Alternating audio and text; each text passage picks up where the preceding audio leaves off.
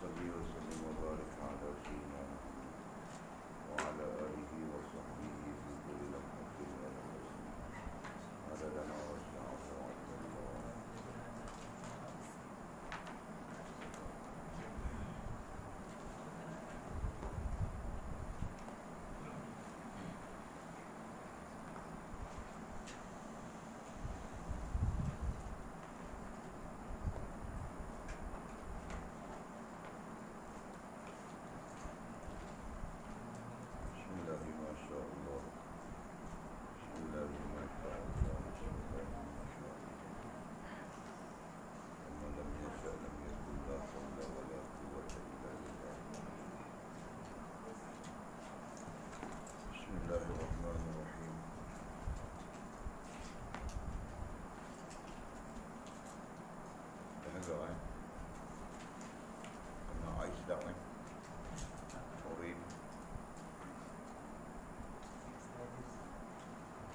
Jaga ke kau?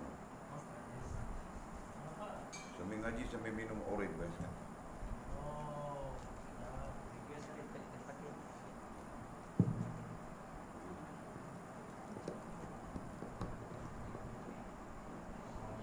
Sampai anda belum pakai kan? Bagus buat dia. Betul betul.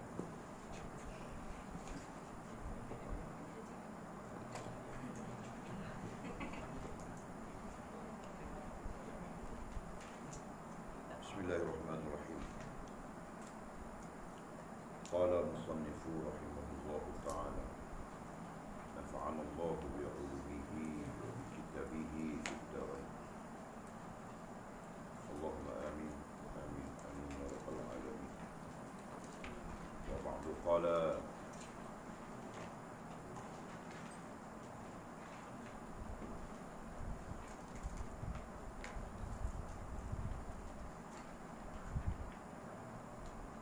ada lebih baik, gitu kan? Betul kan? Ada lebih baik jika kamu terangkan tentang kebaikan yang diberi Allah kepada kamu dan tentang kesyukuran kamu terhadap kebaikan itu. Kamu berbohong dalam menyatakan kesyukuran kamu tanpa sebarang kurnia adalah lebih baik dari kamu menyatakan yang benar dan menghebahkan kesusahan yang kamu alami. Siapakah yang tidak dapat kurnia Allah? Allah Subhanahu wa ta'ala berfirman, wa atakum min kulli ma sa'altumuh wa in ta'uddu ni'matallahi la tuhsuha innal insana lazalumun kafar. Dan Ia telah memberikan kepadamu, yakni keperluanmu, dari segala apa yang kamu menghitung nikmat Allah. Tidaklah dapat kamu menghinggakannya. Sesungguhnya manusia itu sangat zalim dan sangat mengingkari, yakni nikmat Allah. Berapa banyakkah kurnia Allah kepada kamu dan kamu masih tidak sedar juga. Janganlah kamu rasa senang dengan makhluk dan janganlah cinta kepada makhluk, dan janganlah kamu ceritakan kepada siapapun keadaan hal ehwal kamu. Hendaklah cinta kamu itu kerana Allah semata dan kamu merasa senang dengan Dia, dan kesusahan kamu hendaklah diadukan kepada Dia juga. Okey, kita sambung syarahan yang di awal syarahan yang ke-18. Saya belum bagi sinopsis kan? Sinopsis syarahan yang ke-18. Jadi sinopsis syarahan yang ke-18 ini sekilas pandang kita lihat Fadilatul Syekh Abdul Qadir Jailani rahimahullah ta'ala mau mengajar kita, membimbing kita, mendidik kita supaya terbebas dari sangka buruk atau buruk sangka kepada Allah Subhanahu wa ta'ala. Kalau artikan yang lain, satu bentuk bimbingan untuk tarbiyah supaya kita terbebas dari sangka buruk atau buruk sangka. Jadi kamu orang mau pakai istilah mana? Ayam telur atau telur ayam? Suka hati kamu orang tu jawab, kan? Kamu pakai istilah apa, Anjung? Ayam telur, telur ayam. Jadi kamu pakai yang mana? Telur ayam. Okey, ayam telur pun okey juga pakai. Kan? Faham kan, Anjung? Jadi sama saja. Kau mau pakai istilah buruk sangka atau sangka buruk. Jadi sinopsisnya, syarahan yang ke-18 ini, Syekhuna wa Mursyiduna, Syekh kita dan mursyid kita Qadir Jailani rahimahullah ta'ala mau mengajar kita tadi bagaimana membebaskan diri kita dari buruk sangka atau sangka buruk kepada Allah Subhanahu wa ta'ala. Jadi secara dasar memang kita kuat berburuk sangka kepada Allah. Buruk sangka atau sangka buruk kepada Allah, sememangnya begitu. Sebagian ulama bilang ahlil awam dari segi ilmu, kan? Ahlil awam dari segi ilmu. Kenapa dia perlu keluar dari awam kepada ilmu? Dari segi ilmu yang kita maksudkan. Kalau dari segi maqamat, kan awam itu memang satu keadaan yang bagus sudah, kan? Faham tak? Orang masih boleh beza kan? Awam maqamat, awam ilmu, awam pencin, berbeza semua, kan? Jadi itu penting itu, walaupun dilihat seperti macam biasa saja, tapi itulah dasar-dasar penting untuk kita membezakan istilah mana yang kita bertemu nanti akan memberi kita faham keadaan. Jadi kalau awam bilang itu mereka-mereka itu merupakan orang-orang awam, itu pencin tentera apa, polis kah, custom kah, kan?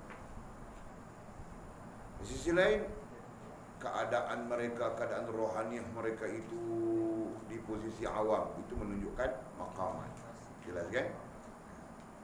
Dan satu lagi maqam, satu lagi posisi awam disebut berkaitan dengan ilmu. Jadi bila sebut agama kita menuntut kita supaya keluar daripada awam kepada alim, kan? Jadi dari posisi ilmu, awam masih lagi dalam keadaan yang sangat bahaya, gitu. Lepas daripada bahaya itu adalah alim. Jadi sama saja kalau kita bercakap posisi ilmu, kamu orang pun mau lepas daripada posisi-posisi bahaya pada iman, bahaya pada Islam, bahaya pada ihsan, mesti kita alim. Artinya mesti kita belajar, kan?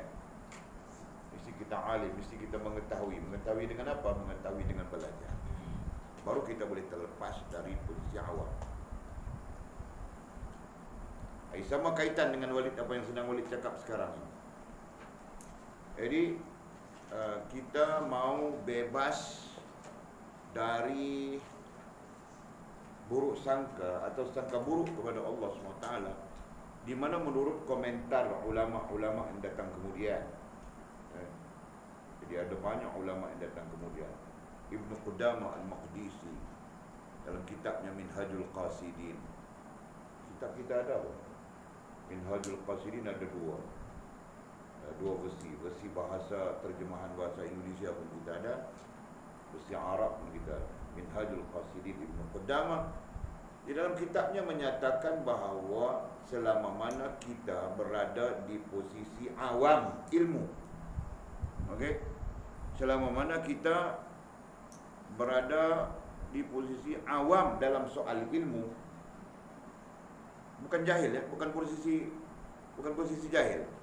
Luqman boleh faham tak struktur ni? Do you still remembering the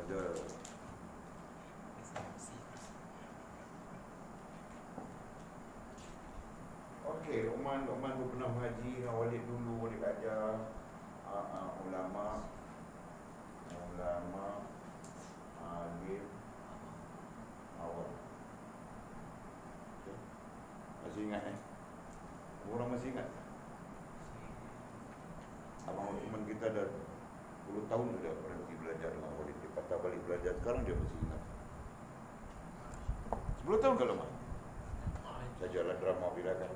Sekali-sekali kita drama Kaling berkali. Kaling tahu tak? Kau tahu ke Kaling, Dina? Sophia, kau tahu ke Kaling? Yang dia tumbuk Bishum. Tahu tak? Tidak tahu.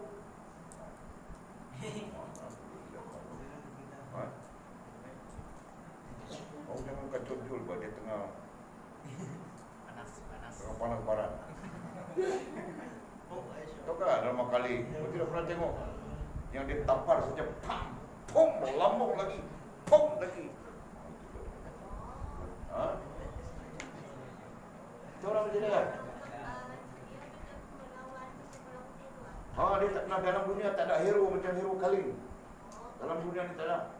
Kalau ustaz di sini kata ustaz lah hero nya, tak boleh lawan hero Kaling ni. Okey.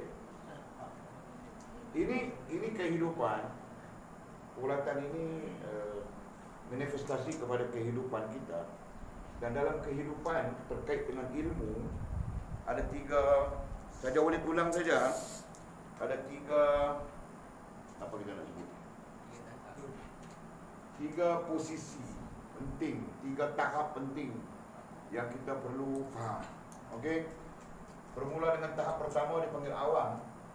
Dalam soal ilmu bukan maqam, panggil awam. Tahap kedua dipanggil alim, tahap ketiga dipanggil ulama. Jadi persoalannya sekarang, apakah kita perlu melalui semua tahap-tahap ini? Jawapan ya. Sebab apa? Kalau berkait dengan ulama, Allah sebut dalam Quran, innama yakhshallah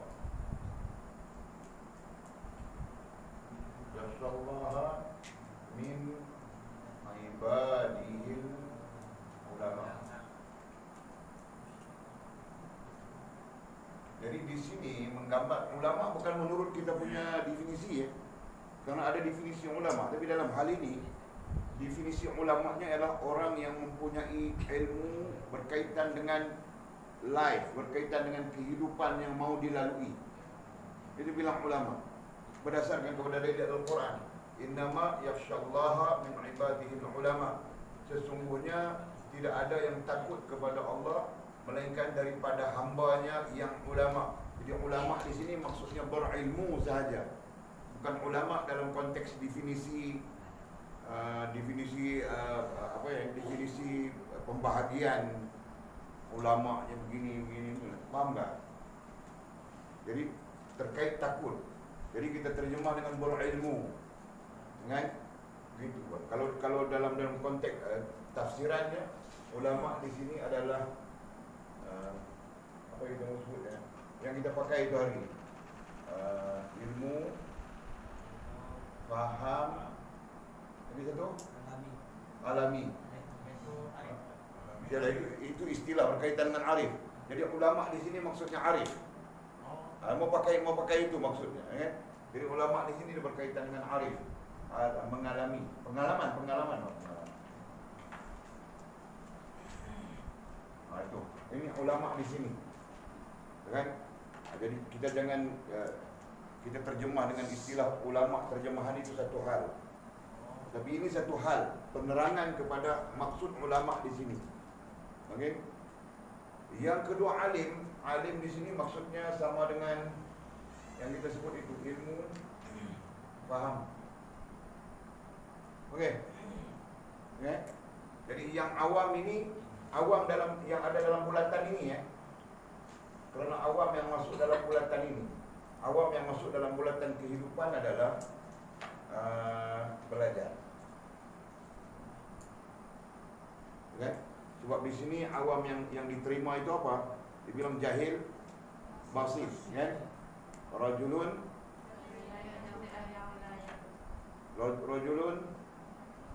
sila. Rajulun yadri annahu la yadri. Dia berada di sini. Baik, sekarang luar daripada bulatan ini, di luar itu dibilang jahil. Walaupun awam itu masih lagi jahil, tapi bilang jahil basit, kan? Karena kita sudah pakai istilah itu. Luar daripada bulatan ini disebut jahil. Maka jahil itu apa definisi yang kita baca? Murakkab. Apa definisinya? Anjum cakap Melayu, yang ini cakap Arab. Kira. Rajulun la yadri annahu la yadri. Jadi di sini belajar, di sini tak belajar. Boleh patah balik saja, memberi kamu orang situasi yang berbeda dari sudut struktur maklumat begini, kan. Jadi lebih berkembang mudah-mudahan kamu. Okey. Nampak sudah? Nah, tadi boleh sebut daripada perspektif kitab merujuk kepada Ibnu Qudamah, orang awam selamanya dia di posisi awam, dia mempunyai buruk sangka, sangka buruk kepada Allah SWT. Jadi awam maksudnya di sini, dia masih punya buruk sangka. Sebab itu kita dituntut supaya alim. Faham tak? Kita dituntut supaya alim. Kita dari sini, basit di sini, kan, pergi kepada alim, kan? Daripada alim ini pergi kepada ulama dengan maksud yang kita sebut sudah tadi. Dengan maksud di sana. Kita dituntut begitu, sama ada langsung maupun tidak langsung.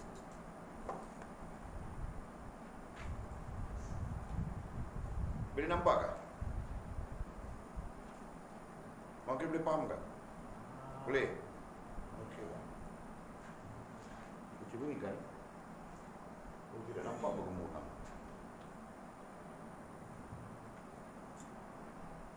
Kalau boleh di sini tidak nampak, kan? Boleh nampak? Kalau tidak nampak kita tarik.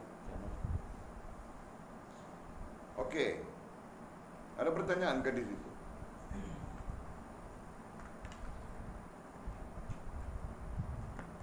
Kadang-kadang kita terpengaruh dengan translation, dengan terjemahan. Kadang-kadang dibilang ulama itu begini, begitu, begini. Sama dengan pahaman kita tentang wali, kan? Masyarakat awam, masyarakat terbuka umum ini memahami wali itu boleh berjalan di atas air. Okay? Kebanyakan juga macam itu, kan? Dengar saja wali, wah, jalan atas air dia, boleh ghaib dia, tarik duit dia. Pahaman itu kan salah. Jadi kita perlu membetulkan. Begitu juga terjemahan tentang ulama. Jadi walaupun ada definisi yang menunjukkan ulama itu orang yang mempunyai pengetahuan, kealiman begitu begini dan sebagainya, tetapi sisi yang perlu kita nampak adalah ulama itu adalah orang yang ada ilmu, kemudian fahami dan alami. Ya kan? Orang alim itu adalah orang yang ilmu dan faham, belum tentu dia alami. Manakala orang awam itu ada dua yang diterima dalam kehidupan. Dalam kehidupan ini adalah awam yang basit, yaitu dia belajar, secara ringkasnya dia belajar. Manakala ada lagi satu yang tidak diterima dalam kehidupan, yang bilang jahil, lawan dari awam tadi jahil, dia bilang jahil murakkab, yang dia memang tidak belajar bersifat. Okay? Dia rasa dia tahu saja. Rajulun la yadri annahu la yadri, seorang yang tidak tahu bahawa dia tidak tahu. Jadi apa yang timbul? Yang timbul rasa pandai saja. Dia boleh jadi mufti bila bercakap tentang mufti. Maka di kedai kopi dia bagi fatwa saja, itu ini. Padahal apa satu dia tidak tahu. Biasanya orang yang tidak tahu, dia tidak tahu biasanya sikap, sifat dan tabi'i orang yang apa yang dibilang tadi, orang yang jahil murakkab ini, dia tidak tahu dia tidak tahu bahwa dia tidak tahu. Biasanya ini berdasarkan lontaran para ulama, biasanya dia bersikap seperti semua dia tahu. Orang yang jahil murakkab biasanya begitu berperangai, sikapnya, personalitinya, pribadinya begitu. Dia tidak tahu tapi dia sentiasa bersikap macam dia tahu saja, macam dia pandai saja.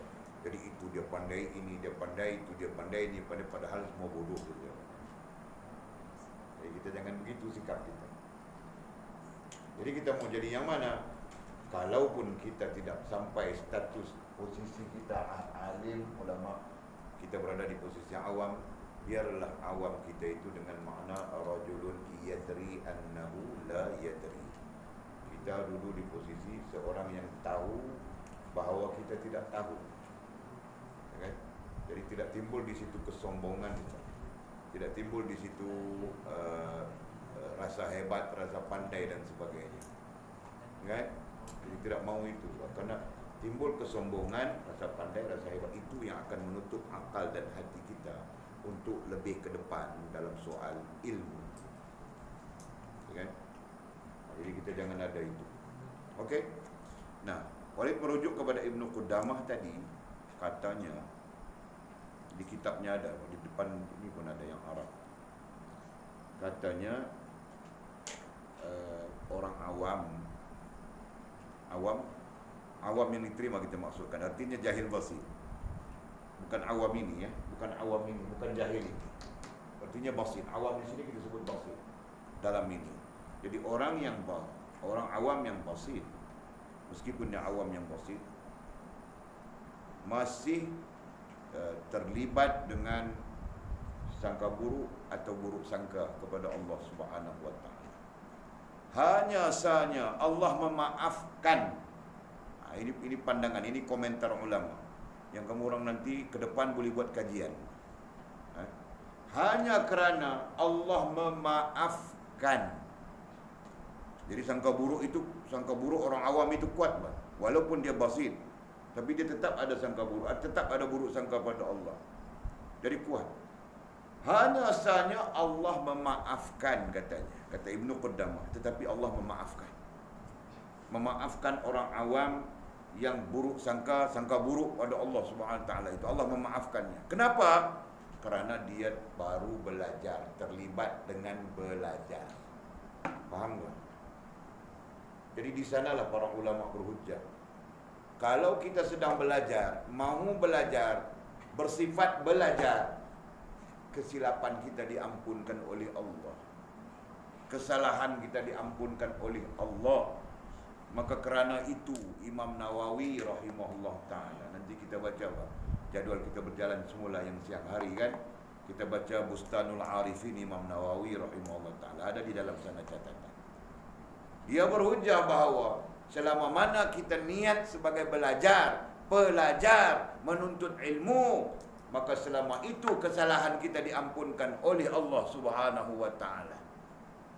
Faham tak? Berdasarkan kepada beberapa dalil yang didatangkan. Jadi mudah-mudahan anjung kemarin kau mengurat orang, Allah ampunkan ini hari, Pak. Mudah-mudahan bilang begitu saja.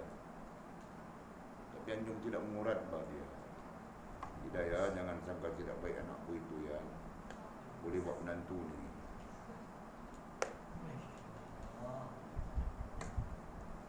Okey. Faham tak?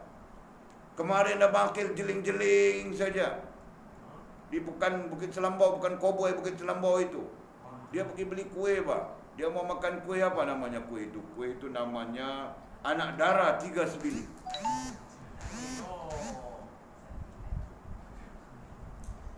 Ketika dia membeli kuih itu, datang bersebelahnya 3 anak darah. Jadi dia pun jeling-jeling saja. Oleh kerana dia sebagai menuntut ilmu, dia sebagai belajar, maka Allah memaafkan. Faham tak? Mau kasih contoh saja makil. Kau mau jeling kah? Kau mau apa? Itu kau punya suka, bah. Kan? Begitu juga Fas. Dia ada dosa apa? Apa dosanya? Dia menari-nari begitu-begitu, Pak. Okay? Oleh kerana dia belajar, dia sedang belajar, dia sedang menuntut ilmu, maka di sana dia dimaafkan. Faham tak? Jadi sebab itu orang yang menuntut ilmu, dia mewakili karamah para wali. Itu disebut oleh kebanyakan ulama, termasuk syekh kita Muhyiddin Abdul Qadir Jailani rahimahullah ta'ala, termasuk. Katanya pada Syekh Muhyiddin Abdul Qadir Jailani, kita akan jumpa dalam kitab Fathur Rabbani nanti. Adapun orang yang menuntut ilmu itu, mereka mendapat karamah para wali meskipun mereka belum sampai ke tahap para wali. Hebat kan orang menuntut ilmu dan main. Belum sampai taraf wali. Wali apa bagi murad anak darah orang, tapi dia mendapat karamah-karamah para wali. Faham tak? Boleh faham tak Makcik Daya? Makcik faham ke tak? Mana kita punya makcik seorang lagi? Oh, boleh kampung. Boleh faham tak? Kita bukan wali. Kita tak sampai pun martabat wali. Maksudnya orang yang sempurna hubungan dengan Allah belum bagi kita, kan? Tetapi kerana kita mengaji, menuntut ilmu, penuntut ilmu, maka karamah para wali itu datang kepada kita, masuk kepada kita. Faham tak? Faham tak, Wakil? Kurang faham. Kau belum sampai wali kan? Apa kenapa kau bilang belum? Jadi kau tahu sendiri kan? Kau sendiri tahu apa? Kau belum sampai wali, Pak. Tapi karamah-karamah para wali itu berlaku kepada kita. Kau faham tak? Berlaku kepada kau sendiri, Pak. Kau bukan kena pergi menoreh getah, Pak. Kau bukan kena cop kelapa sawit, Pak. Tapi hari-hari orang hantar kau makanan. Faham tak? Siapa yang menggerakkan hati mereka untuk hantar kau makanan? Nah, itu adalah sebahagian daripada karamah para wali. Kau faham tak? Itu, Pak. Belum lagi orang kasih kau anak darahnya, Pak. Kau tunggu saja wali cakap, Pak. Kau ni ketawa saja. Betul, Pak. Orang nanti kasih, Mizi, kau sudah ada orang perempuan kamu kau peristrikan. Tiada. Kau ambil bah anakku, dia bilang begitu, Pak, nanti.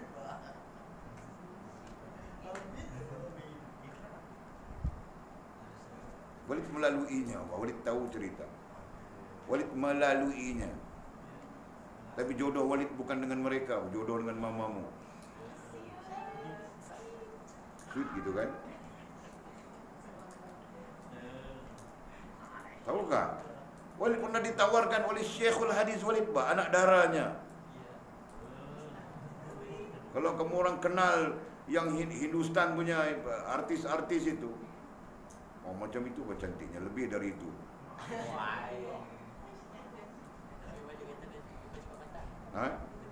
Iyalah, memanglah cantiknya begitu, Pak. Putihnya, matanya hijau, Pak.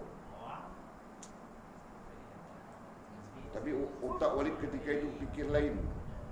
Walid lihat umurnya baru 15 tahun saja, tapi badannya macam 25 tahun sudah. Jadi Walid fikir dalam kepala ketika itu, umur 15 tahun badan macam 25 tahun, umur 35 tahun badan macam 40 tahun. Walid terbayang makcik-makcik Pakistan itu kan, makcik-makcik itu kan, semua jalannya pun macam, terbayang itu, Pak. Dari 15 macam itu, 20, 30 nanti macam ini. Padahal Walid bayang diri Walid umur 40, 50 masih handsome, Pak. Terbayang begitu pada umur itu. Jadi tidak jadi, kan?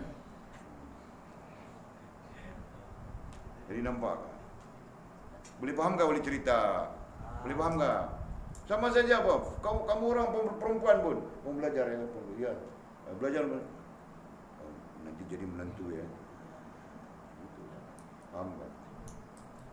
Boleh tidak ada pengalaman, boleh tidak ada pengalaman langsung, kerana walid lelaki-lelaki kan. Tapi boleh tahu antara budak-budak perempuan yang belajar, yang pernah ditawarkan gitu.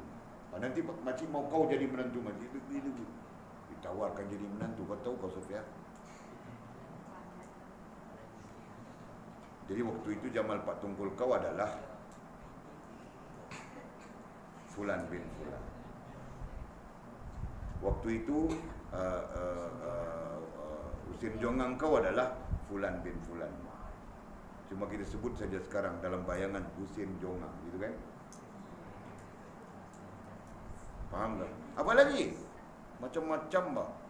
Karamah yang bahasa terjemahnya adalah kemuliaan, gitu kan? Macam-macam bah. Betul kan? Kita mana perlu menoreh getah ke kita? Perlu cop kelapa sawit ke kita? Tiada kan? Tapi hari-hari kita makan. Semalam kita makan apa?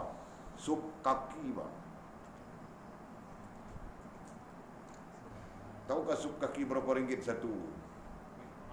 Kalau di Batu sana 12 ringgit bah sekarang. Satu tempat yang terkenal dengan sup. Apa nama tempat tu lah? Bagan. Batuas. Apa nama tu? Oh, situ terkenal dengan sup. Mama buat sup. Sup kambing, kaki kambing, sup lembu, kaki lembu. Satu tu yang dekat bangunan Telekom tu. Batuas. Dah sini. Batuas ni. Oh, 20 ringgit. Berarti yang kamu orang makan semalam tu 20 ringgit satu. Faham tak? Kita makan tidak kena bayar. Tidak kena bayar pak, kecuali gas. Gas berapa ringgit gas satu tong? 50, 30.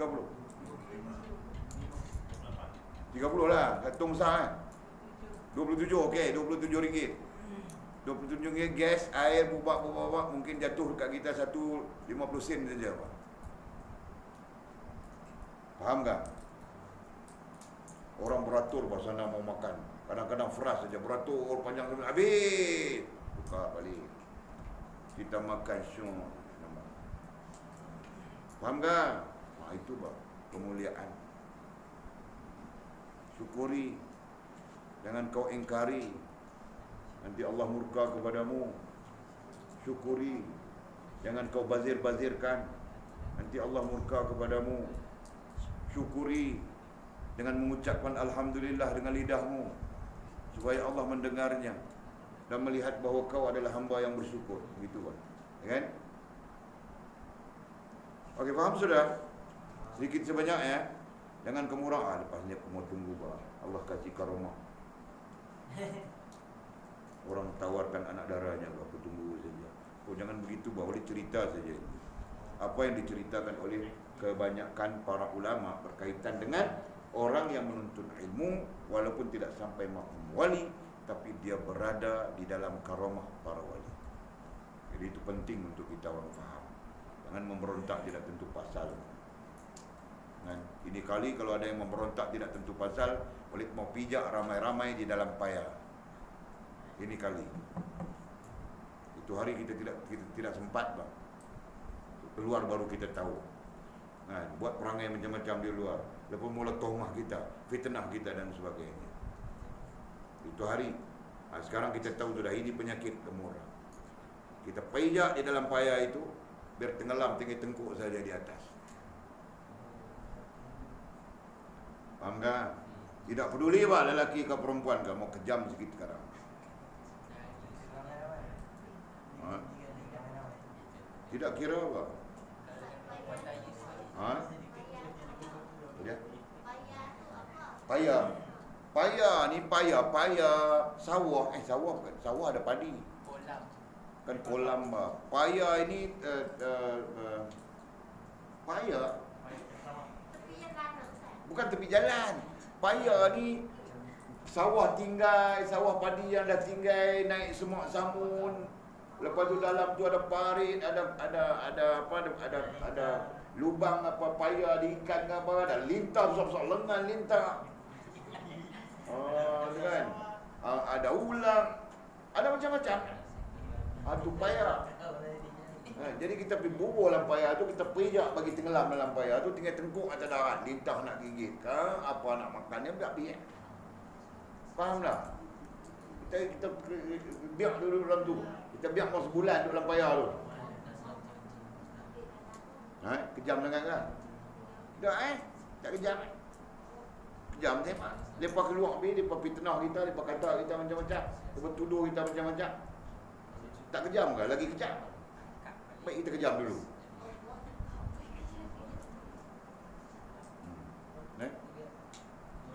Okey, faham sudah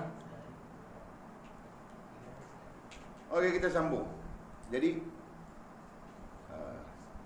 seperti mana kita sebutkan tadi, sinopsisnya syarahan ke-18 ini mengajar kita, Syekh Abdul Qadir Jalani rahimahullah ta'ala mengajar kita supaya tidak bersangka buruk atau buruk sangka pada Allah Subhanahu wa taala. Jadi proses pembelajarannya adalah berkaitan dengan bagaimana kita mau menghapuskan buruk sangka atau sangka buruk kepada Allah Subhanahu wa taala. Itu. Okey, jadi kita sambung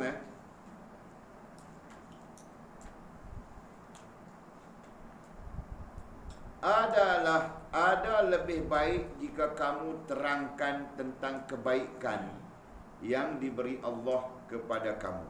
Maksudnya apa? Ini ayat ini ada kaitan dengan ayat awal lah.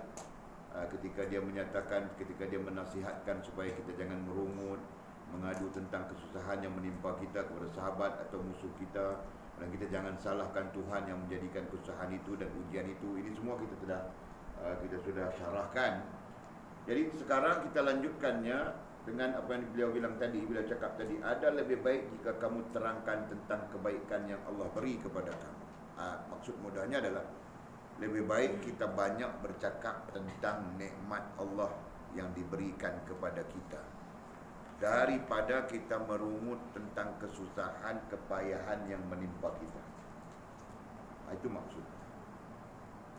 Jadi kita manusia ini banyak kan sembang-sembang, cakap-cakap, mengadu-mengadu gitu kan. Jadi dalam banyak keadaan sembang-sembang, cakap-cakap, mengadu kita itu nantinya melemahkan ataupun apa yang kita istilahkan sangka buruk sangka kepada Allah Subhanahu wa taala. Jadi kita perlu bimbangi hal itu. Kan kalau kita itu kalau bercakap itu kan kadang-kadang bercakap jahil, bercakap tidak ada ilmu pengetahuan. Dia bercakap dengan penuh kejahilan. Akhirnya cakap-cakap kita itu lebih cenderung kepada memburukkan, lebih cenderung kepada memburukkan Allah Subhanahu wa taala. Faham tak? Jadi kita bimbangi itu. Takut itu. Pada hakikatnya kita perlu takut kepada Allah dalam semua hal. Tapi salah satu hal yang lazim kepada kita, yang jadi kebiasaan kita adalah cakap-cakap, sembang-sembang gitu kan.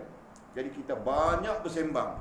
Jadi kita takut dalam banyak bersembang kita itu wujudnya elemen-elemen yang melibatkan sangka buruk, buruk sangka kepada Allah Subhanahu wa taala, zat yang maha sempurna. Mungkin satu sisi kita meyakini Allah maha sempurna, Allah maha baik, Allah maha begitu, satu sisi. Tapi sisi tingkah laku kita, jelas kan? Sisi tingkah laku kita nantinya, sama ada sedar ataupun tidak sedar, kita memburukkan Allah Subhanahu wa taala. Jadi kita perlu pandang tiga sisi untuk kebaikan. Sisi akal, itu kita bercakap dalam konteks alatnya. Sisi hati dan sisi tingkah laku. Atau kita bercakap dalam konteks umumnya, konteks umumnya. Kita perlu pandang sisi rohaniah kita dan perlu pandang sisi jasmaniah kita. Jadi dua-dua ini tidak boleh memburukkan, tidak boleh sangka buruk atau buruk sangka kepada Allah Subhanahu wa taala. Maha suci Allah daripada segala keburukan. Maha suci Allah daripada segala kelemahan. Maha suci Allah daripada sesuatu yang menunjukkan keburukan baginya. Tidak ada. Tapi dibimbangi cakap-cakap kita tu nanti membawa keburukan. Contoh, kasih tahu kamu. secara tidak sadar ada orang pernah bercakap. Susah bah tutup aurat pakai tudung ni susah. Daripada kamu orang, ayat itu bagus atau tidak bagus? Kenapa kau bilang tidak bagus? Kalau kita andaikan itu adalah cadangannya saja, tidak bagus juga kan? Dia cuma mencadangkan. Ya, kita belajar dari situ. Dengar ya, boleh contohkan ayat ini tadi. Contohkan ayat. Seseorang berkata,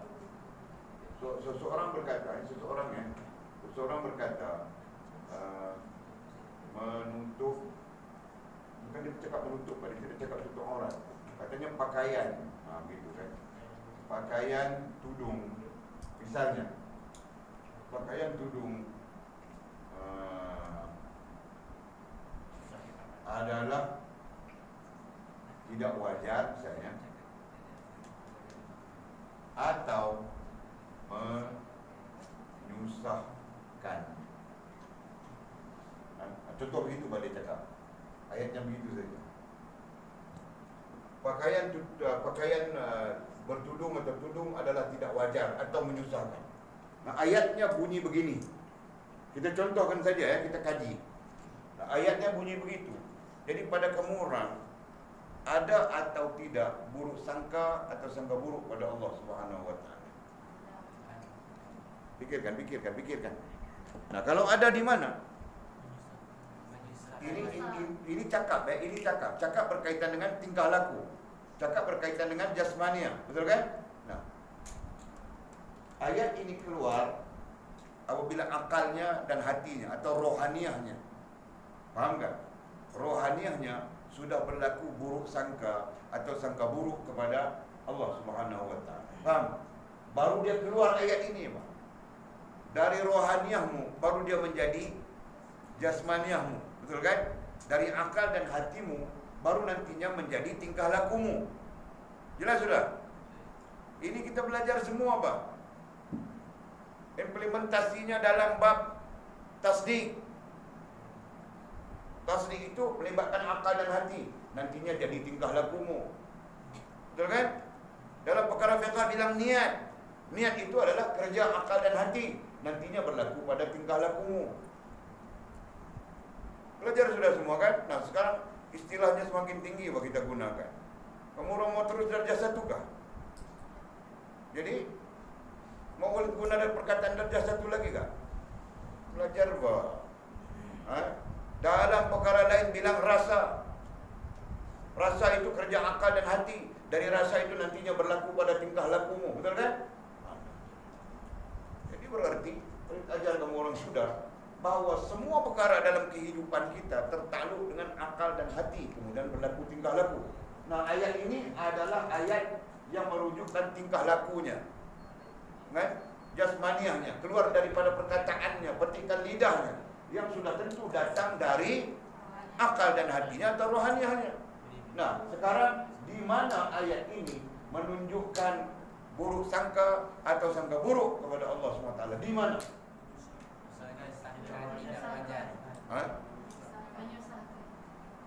Pakaian tudung adalah tidak wajar menyusahkan. Di sini. Nah, sekarang kau bagi sila. Apa komentar kau tentang kau bilang tadi sangka buruk sangka kepada Allah? Jadi bagaimana ayat keluar ayatnya tidak wajar menyusahkan itu sebagai bentuk sangka buruk kepada Allah. Nah, ini penting ya, ini pemahaman.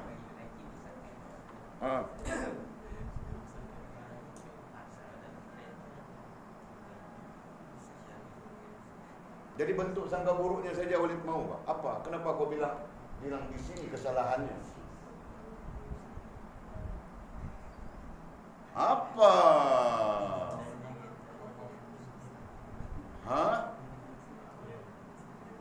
Kau kasih dengar buat. Dia kata Allah tidak menyusahkan hambanya.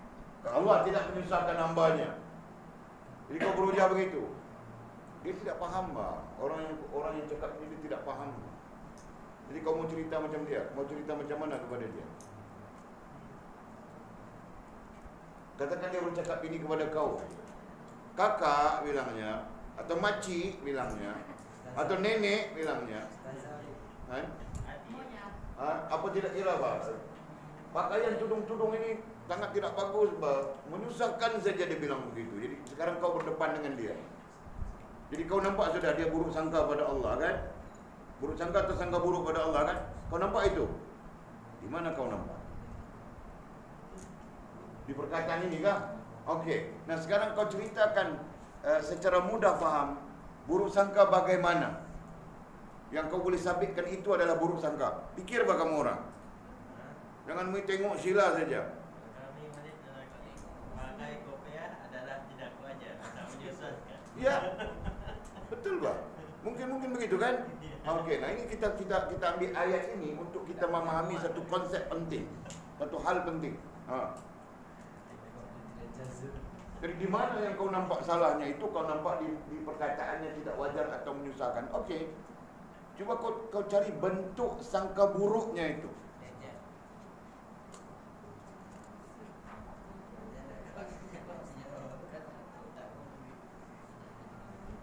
Kau Walid ajar dulu buat contohnya. Okey, sekarang Walid tunjukkan bentuk sangka buruknya adalah kepada syariat Allah Subhanahu wa taala. Boleh kan? Bentuk sangka buruknya adalah kepada syariat Allah Subhanahu wa taala. Syariat itu lebih khusus kepada ibadah. Terkait ibadah, begitu kan? Terkait ibadah, terkait niat. Syariat lebih khusus. Kalau lebih khusus kita bacakan. Kalau umumnya adalah iman, Islam, ihsan. Kalau lebih khusus adalah terkait ibadah. Jadi Allah yang memerintahkan supaya memakai tudung, kita bilang mudah memakai tudung atau menutup aurat itu diperintahkan oleh Allah. Faham tak? Jadi bermakna ayatnya di sini adalah sangka buruk kepada Allah yang memerintahkan bertudung ataupun tutup aurat itu tadi. Faham tak? Kiaskan hal itu dalam semua hal-hal yang lain. Mungkin saja orang yang menoreh getah, kalau hujan dia bilang Allah, hujan masih hujan saja. Waduh, macam mana ini? Aduh, hujan saja, tidak puas hati saja dia. Faham tak? Itu dia sedang menyalahkan Allah Subhanahu wa taala. Buruk sangka buruk. Faham tak? Orang yang menoreh, orang apa pula? Orang yang bikin sawah padi, kemarau datang, Allah, kemarau leceh, susah, waduh.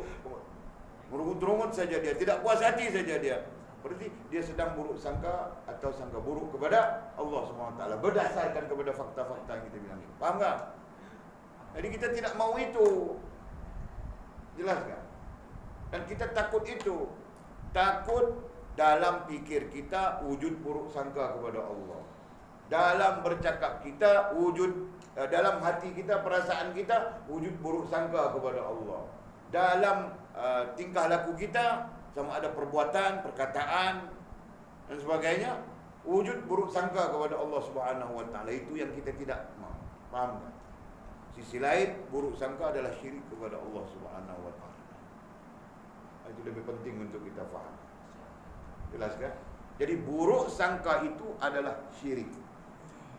Dan selama mana ada syirik dalam diri kita, maka Allah Subhanahu wa taala tidak akan menerima kita di dunia maupun di akhirat. Berdasarkan kepada dalil-dalil firman Allah Subhanahu wa taala yang sudah kita bacakan. Nah, jelaskan? Itu penting.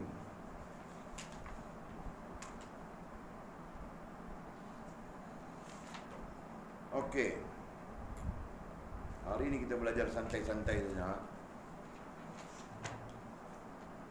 Dah go.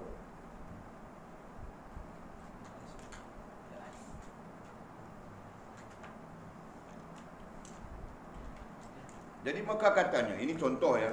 Mungkin datang dalam bentuk yang lain. Ada orang datang dalam bentuk sakit, kan? Jadi tidak puas hati saja dia dengan sakit. Aku bukan pernah kasih susah orang, Bang. Kenapa aku sakit sampai begini? Kenapa Tuhan kasih begini kepadaku? Boleh ada dengar berdrama Indonesia. Kan Indonesia ini dia kadang-kadang dia buat filem apa? Isteri derhaka. Ketika jenazahnya bawa ke kubur, tiba-tiba diserang oleh lebah. Kan Indonesia dia suka buat filem. Dia suka buat filem apa? Filem pengajaran dia bilang gitu kan. Jadi dia suka buat filem. Jadi ada satu filem boleh tengok. Macam itu Pak. Satu orang yang jadi tajuknya itu Indonesia ni tajuknya itu kadang-kadang agak lucu kan tajuknya. Tajuknya kurang lebih maksudnya tidak pandai bersyukur. Tajuknya lebih kurang begitu. Jadi itu tidak kena ini, tidak kena itu, tidak kena ini, tidak kena, kemudian dia meninggal. Jadi ketika dia meninggal, mau masukkan dia di dalam lahat, di dalam kubur, macam mana ya, mau turunkan jenazahnya mau masuk, tiba-tiba kubur jadi pendek, tak boleh masuk. Jadi dia angkat dulu Pak, korek lagi, korek berapa inci yang perlu dikorek lagi. Okey, cukup sudah, ukur sudah cukup, panjangnya sudah cukup. Ketika jenazah turun, pendek lagi, kan? Dia orang pun, tadi korek sudah, korek lagi Pak, ambil, korek lagi, tak cukup. Sampai 10 kali macam itu. Tidak boleh, jenazah itu tidak boleh dimasukkan ke dalam liang lahatnya. Liang lahat tahu tak? Apa liang lahat? Bawah tanah. Apa itu bawah tanah? Bilang saja itulah tempat tidurku terakhir di dunia ini. Kau bilang begitu Banjul. Walid pun cakap sama dengan diri Walid pun sama. Liang lahat itu adalah tempat tidurku terakhir di dunia ini. Bangkil, wiridkan itu bangkil. Sehari 100 kali. Betul tak? Bahawa liang lahat itu tempat tidurku yang terakhir. Liang lahat itu tempat tidurku yang terakhir. Liang lahat itu tempat tidurku yang terakhir. Kau wiridkan itu. Menurut para ulama ahli sufi, bahawa ulama tarekat, wirid itu lebih baik kerana dia akan menyedarkanmu daripada la ilaha illallah, la ilaha illallah, la ilaha illallah. Mulut kau saja, kepala kau teringat awet masa beli kuih tadi. Betul kan? Macam itu. Faham kan sila? La ilaha illallah, la ilaha illallah. Teringat bah masa pergi ke apa? Bukan bah, pergi ke sana itu. Kalau kecil tu apa yang kita pergi tu bah? Beli susu tu bah? Supermas. Teringat bah masa pergi main apa itu, mesin apa di luar itu yang Supermas tu. Duit token tak masuk token. Mesin apa orang panggil tu? Ini pada orang main bah mesin. Jackpot. Ha? Jackpot. Oh itu panggil jackpot.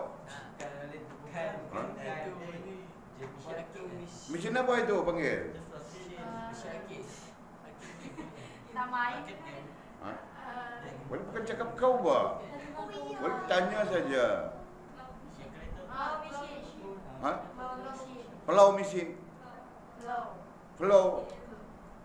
Pandai saja kamu orang flow lah. Walid hidup 50 tahun sudah tidak tahu bah mesin apa itu. Masuk dia punya tokennya tu tang ting. Ketemu itu keluar. Bukan macam Main macam mana? macam meja. Oh macam tu. Jadi kamu orang pandai main bah. Macam, tahu-tahu saja kamu orang ya. Kami orang jantan-jantan ini pun tidak tahu bah. Tidak tahu langsung kita kan? InsyaAllah. Macam mana ini perempuan-perempuan ini tahu? Walaupun heran saja. Dorang lagi jalan jauh daripada kami. Ha? Dorang lagi jalan jauh daripada kami. Iya kah? Jadi kamu orang bagus, baru dalam pondok saja kan? Satu hari tiga kali keluar pergi pekan Bukit Telambau kan? Dalam pondok saja. Allah Masya Allah, Subhanallah. Jadi takut kan? Aziz boleh bilang tadi apa? Kan tadi kau masuk syirik, syirik. Dia kata dia masuk syirik. Mana isu ni, isu kita bincang ni. Mungkin dia termasuk dalam syirik yang halus. Syirik yang halus ni sampai-sampai kita tidak sedar, itu maksudnya. Kan? Sampai-sampai kita tak perasan, itu maksud syirik yang halus. Faham tak? Itu yang tidak kelihatan pada mata kasar. Itu maksud syirik yang halus. Okey, boleh nampak tak? Boleh nampak kali nak? Mimi, boleh faham ke? Sofia, kau boleh faham ke? Okey, good. Yang awal, yang kau boleh kutip dulu yang sebelum kau kutip dulu. Nanti boleh kasih kau penerangan khas. Sebab boleh dengar kata yang Sarawak pun tangguh, Sarawak lagi tidak boleh keluar rupanya. Boleh cuba mau ambil student daripada Sarawak. Tapi boleh dapat info hari ini Sarawak lagi teruk. Dia undang-undang Sarawak dalam hal Covid ni lagi teruk. Jadi dia tidak benarkan keluar daripada Sarawak bagi orang Sarawak. Sehingga 2-3 bulan lagi, kecuali orang-orang yang ada urusan perniagaan ke apa itu. Jadi boleh memasukkan kau dengan budak Sarawak pada dasarnya. Jadi kalau masih tertangguh dengan permasalahan Covid, kita jalan terus. Boleh akan impunkan kau semula dengan timkan kau dengan satu grup 2-4-5 orang. Macam tu, ha? Okey.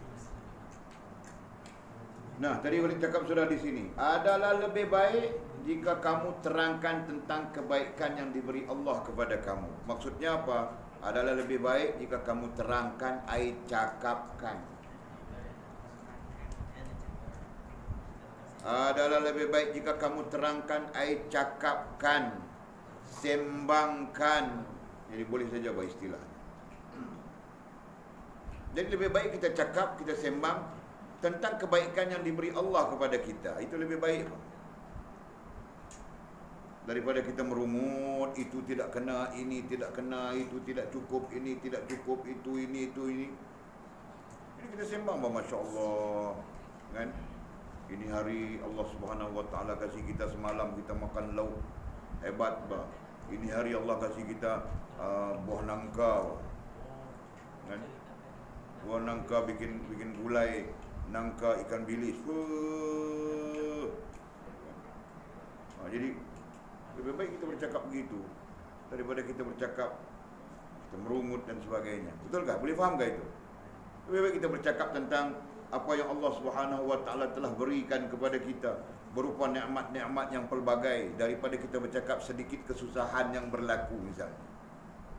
Kadang-kadang manusia itu lama sudah Allah kasih dia sihat, tiba-tiba Allah kasih dia demam 3 hari saja. Mengamuk lah, itu tidak kena, ini tidak kena. Demam mungkin kurang sikit lah, sakit gigi, kan? Umurnya 15 tahun. Berarti 15 tahun sihat segar bugar saja, tiada ada apa masalah. Tiba-tiba Allah kasih dia sakit gigi saja. Bukan lama, baru seminggu saja. Oh, apa jadi ini? Aduh, Tuhan pun tidak patut bikin tu begini. Bukan bilang kau, Walid contohkan saja kau ni.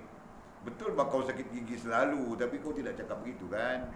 Kau Alhamdulillah saja kan? Alhamdulillah. Begitu kan dia kan? Bagus. Boleh nampak tak? Boleh faham tak contoh-contoh begitu? Makcik Dayah faham tak Makcik Dayah? Makcik Dayah kena faham pasal makcik. Kalau kau tak apa ni makcik. Itu dia. Kamu orang panggil apa Makcik Dayah? Kak Daya. Haish. Dia tak suruh panggil makcik. Dia tak bagi? Masih muda. 17 baru. Ni. Saja. Panggil Dayah saja. Nenek. Jangan melampau. Apa dia? Saya tak nak kena mengena, kami tak nak kena mengena. Ini nak buat contoh aja. Jadi kita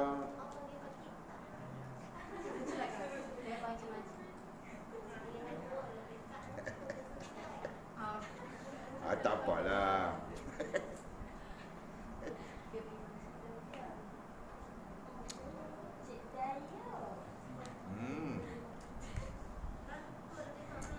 Okey. Jadi kita mengaji pula. Okey, faham ke tu? Adalah lebih baik jika kamu terangkan, ai cakapkan, sembangkan tentang kebaikan yang diberi Allah kepada kamu. Jadi lebih baik kita banyak bercakap tentang apa yang Allah telah anugerahkan kepada kita. berupa kebaikan-kebaikan yang banyak. Gitu kan? Jadi kalau Allah SWT 15 tahun kasih kita sihat, seminggu kasih kita sakit, wajarkah kita sembang buruk? Tidak patut buruk sangka kepada Allah SWT. Sangat tidak wajar kan? Begitu. Okey. Dan katanya tentang kesyukuran kamu. Selanjutnya lebih baik kita cakap, kita sembang, kita bincang apa saja tentang kesyukuran kita. Nikmat yang Allah bagi begitu banyak, sudah cukupkah kita punya syukur?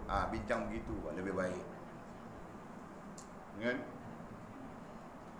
Ini kalau tidak bincang syukur, tidak melihat syukur, memberontak saja kan? Tidak syukur pada dia.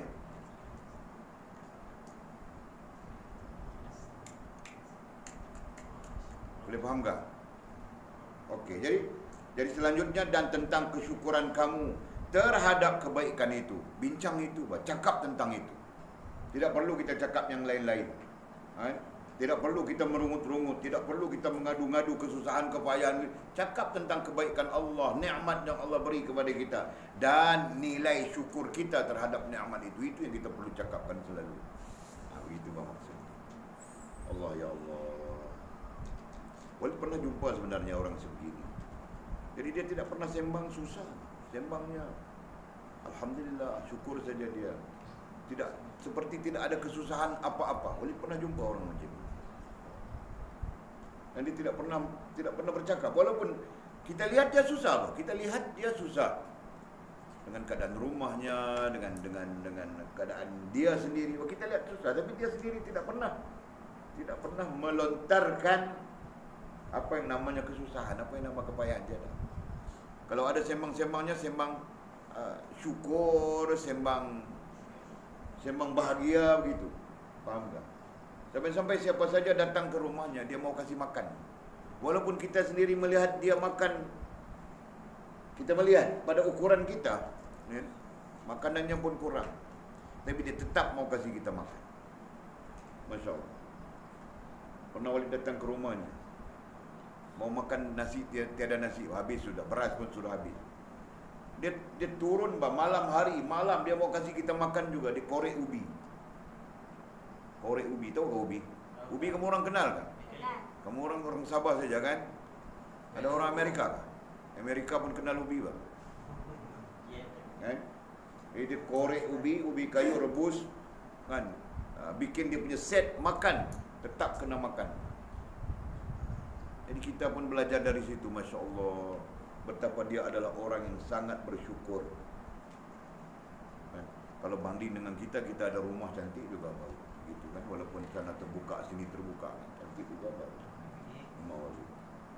Orang ini rumahnya pakai, orang yang boleh ceritanya rumahnya pakai apa? Pakai dinding bulu, tahu ke bulu? Bulu yang dijalin itu kan? Dia ada istilah apa, Maji? Bulu yang berjalin-jalin panggil apa? Kelarai kan? Tahu tak kamu orang? Ayam. Apa istilah dia? Bumbung yang buluh yang diperjalin-jalin cantik, petak-petak-petak. Panggil apa? Kelarai. Anyam itu kerja tu. Kerja menyusun tu panggil anyam. Bukan anyam lagi. Anyam itu macam tikar kan? Jadi dinding cantik. Kelarai apa istilah? Ingat. Itu pengetahuan boleh sebut. Nanti kamu orang cari kelarai, apa itu kelarai? Jangan sampai kita tidak tahu, sebab kita di sini belajar semua bahasa. Tamil ada, orang putih ada, Siam ada, Filipin Tagalog ada. Bahasa apa? Bahasa orang Tagalog. Kalau mana tahu dia sembang dengan orang Filipin sendiri, dia bilang Tagalog saja, kamu orang Tagalog. Boleh cakap dengan orang Filipina sendiri, boleh duduk dengan budak Filipina. Dia bilang Tagalog saja, kamu orang bertagalog. Lebih Filipina dari Filipina apa kamu orang? Kau Filipina kan?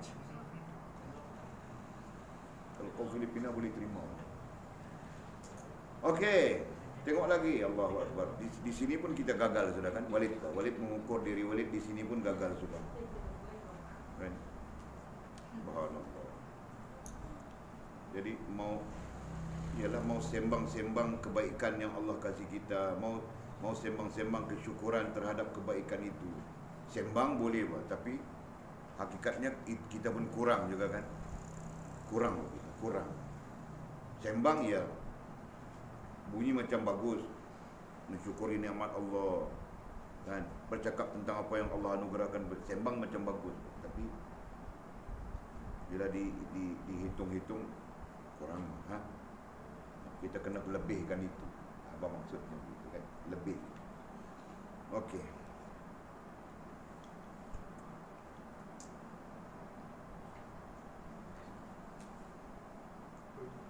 Kamu ini perkara penting bah.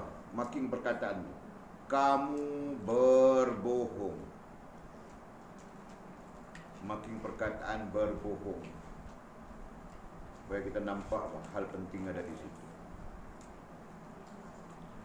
Kamu berbohong dalam menyatakan kesyukuran kamu tanpa sebarang kurnia adalah lebih baik dari kamu menyatakan yang benar. Perhatikan ayatnya. Kamu berbohong dalam menyatakan kesyukuran. Maksudnya apa? Maksudnya kita berbohong, kita menipu, kita bercakap seperti kita orang yang bersyukur, kita bercakap seperti orang yang seperti kita bilang tadi kan, bercakap tentang kebaikan yang dianugerahkan Allah kepada kita, kita bersyukur begitu begini, walaupun pada hakikatnya kita berbohong. Faham tak? Seolah-olah cakap kita saja, tapi sebenarnya akal dan hati kita tiada begitu, merontak saja. Seolahnya begitu. Jelaskah? Ini konsep ayat ini merujuk kepada bilang apa ya? Majaz, merujuk kepada kiasan. Kena perhati begitu bang. Perhatikan ayatnya. Kamu berbohong dalam menyatakan kesyukuran kamu tanpa sebarang kurnia. Tanpa sebarang kurnia, padahal kita tidak dapat apa misalnya, ataupun kita tidak tahu, adalah lebih baik dari kamu menyatakan yang benar dan menghebahkan kesusahan yang kamu alami. Perhatikan ayat itu. Perhatikan ayat itu, jelas kan? Dan boleh cek sudah. Ayat ini merupakan ayat seperti mana dalam kitab Arabnya. Jadi sebab itu boleh tidak pindah terjemahannya. Okey, ini kitab Arabnya. Jadi boleh tidak boleh pindah terjemahannya. Jadi memang ayat dalam teks Arabnya pun begitu. Kan? Maka kita dapat fahami ayat ini konsepnya majaz, konsepnya kiasan. Ataupun konsepnya istifhamiyah, konsepnya menuntut kita faham.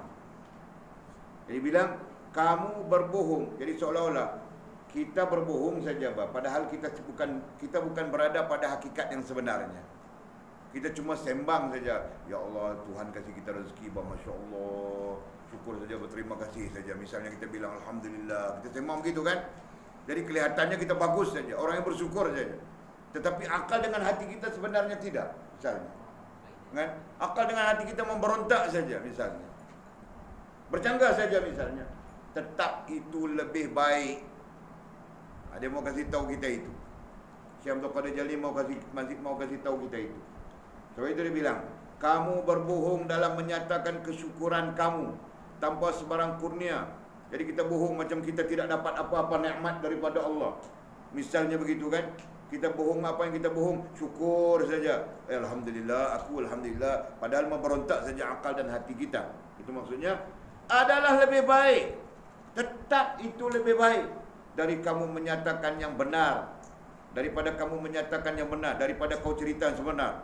Kan? Aku susah, aku payah, aku itu, aku ini. Kan?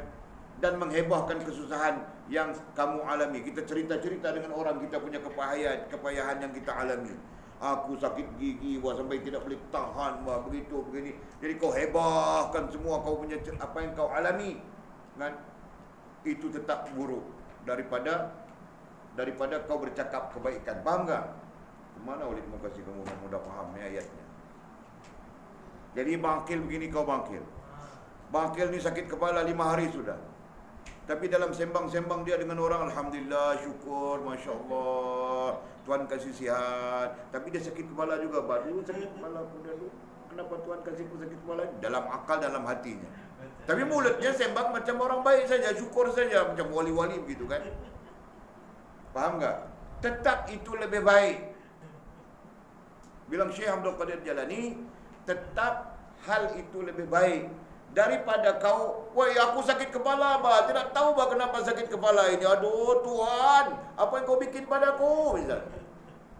Faham tak? Jadi tetap yang kau cakap tadi itu, Tuhan bagus, terima kasih, syukur, itu tetap lebih baik daripada kau heboh-hebohkan, mengadu-ngadukan kesusahan kau kepada orang lain. Faham tak begitu? Jadi boleh faham ke ayatnya? Betul sila kau faham? Nah, kau cerita semula apa yang kau faham.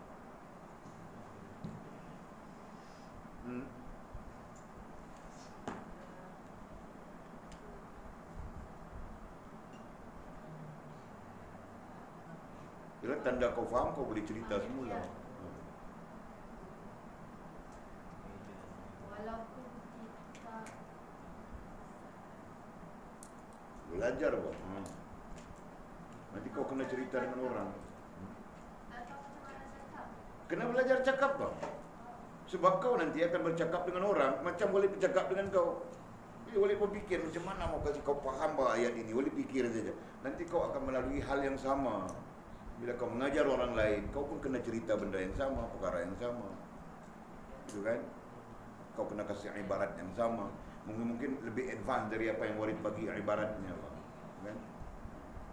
Kau mungkin cakap dalam bahasa Tamil, renggele, polna, rendah. Kau akan cakap begitu.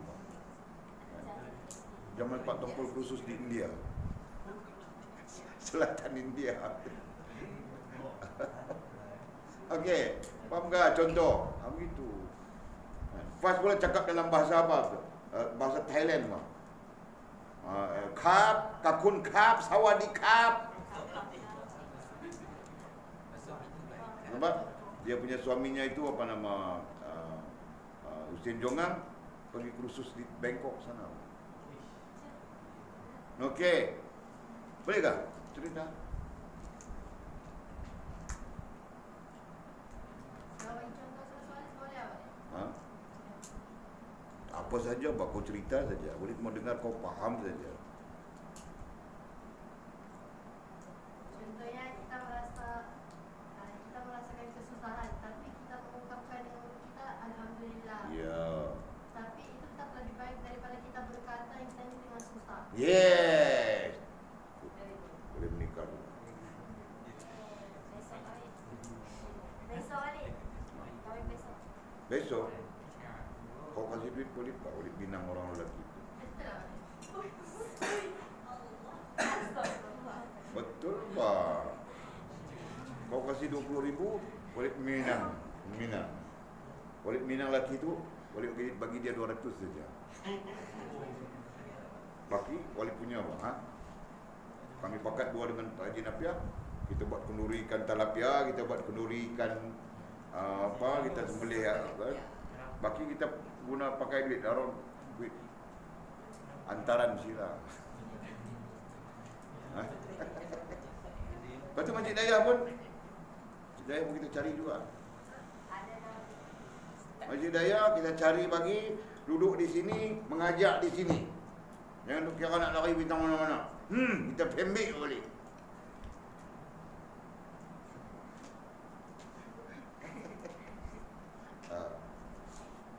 Boleh kan mama? Kita menantu kita Masjid Daya ni kena ustaz juga. Jadi dia boleh mengajak kat sini. Macam tu lah Masjid Daya. Okey. Jadilah nanti sembang balik tu nanti kita sembang balik. Okey, tengok. Faham ayat tadi semua Mesti kau bagi macam mana kau faham ayat ni, mesti kau pandai saja faham. Faham. Kau paling kuat.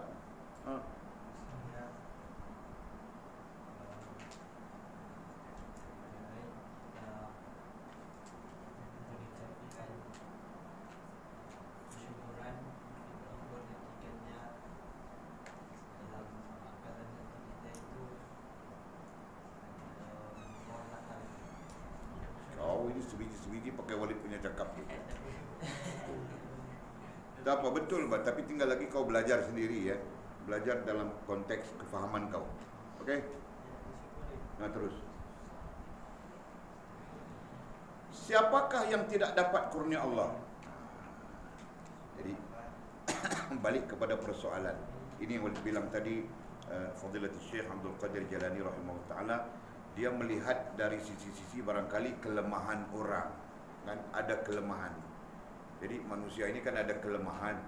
Orang itu kan ada kelemahan. Barangkali dia jahil, tidak tahu apa, jadi dia cakap pun cakap yang rusak saja. Begitu kan maksudnya. Jadi jadi dia menjelaskan kepada kita, jadi kau bercakap yang bagus tentang Allah. Yang penting kau bercakap yang bagus tentang Allah. Kau bercakap tentang kesyukuran kepada Allah. Sekalipun pada hakikatnya kau menyalahi hal itu, tetap lebih bagus daripada kau mengadu-ngadu domba, kau cerita, kau kan tetap lebih bagus. Jadi pengajarannya di situ apa? Pengajarannya di situ antara lain menyatakan kepada kita yang boleh bilang tadi, ada orang jahil begini berpandangan dia, ada orang yang ada sedikit pengetahuan begini berpandangan dia. Kan? Jadi yang penting jangan sampai cakap-cakap kita itu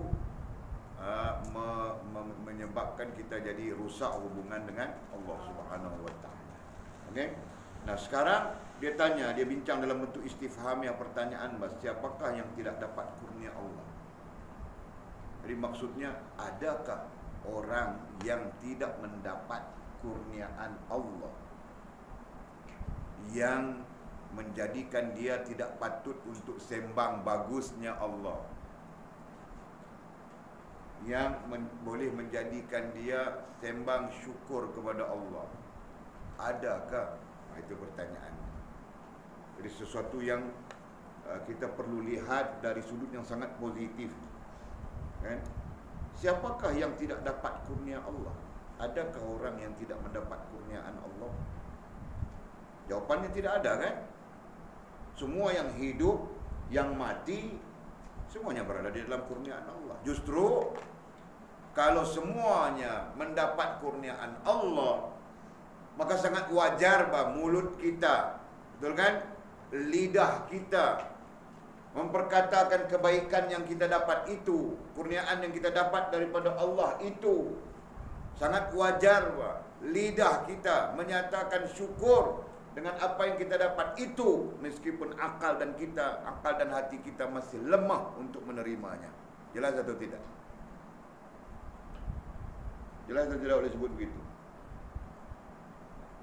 Sangat wajar. Kenapa? Karena tidak ada makhluk yang tidak mendapat kurniaan, pemberian daripada Allah SWT yang namanya, yang kita istilahkan dengan nikmat. Tidak ada.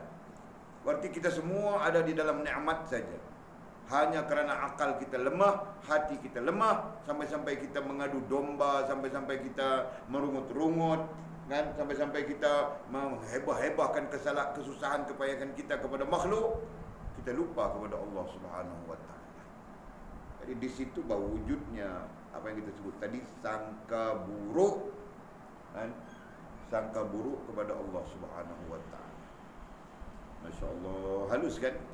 Sebab itu boleh bilang Futuhul Ghaib ini kalau kita faham, berarti kita faham keseluruhan sudah ilmu adab. Halus perbahasan, perbincangan. Jadi kalau adab yang diajar di sini kita bawa pulang, maka adab ini adalah adab yang terbaik sebagai mukmin. Faham tak? Boleh tidak tahu bahawa boleh harap kamu orang pulang dengan adab ini. Mudah-mudahan dengan izin Allah SWT. Kan? Mudah-mudahan Allah limpahkan barakah pada kamu orang. Dengan adab ini, kamu orang akan nantinya menjadi saksi kepada manusia lain. Itu tanggungjawab kita, kan? Baca dalam Quran juzuk kedua. Sayaqulu sufaha'u minan nas, sayaqulu sufaha'u minan nas ma wallahum an qiblatihim allati kanu 'alayha qul lillahil masyriq wal maghrib yahdi man yasha'u ila siratim mustaqim wa kadzalika ja'alnakum ummatan wasata. Ayat wa kadzalika ja'alnakum ummatan wasata, dan demikian juga kami jadikan kamu sebagai umat yang sederhana. Itu terjemahannya, ummatan wasata. Sederhana, maksudnya kau tidak dibebankan dengan bebanan Nabi, dan kau tidak dibebankan dengan apa yang Nabi alami. Itu dibilang wasata. Kan? Jadi kita cuma meneruskan risalah Nabi saja. Faham kan? Kalau kita dibeban dengan beban Nabi, nescaya kita semua jadi sesat. Faham tak? Kita bukan, kita cuma menyampaikan risalah Nabi saja. Itu makna wasata.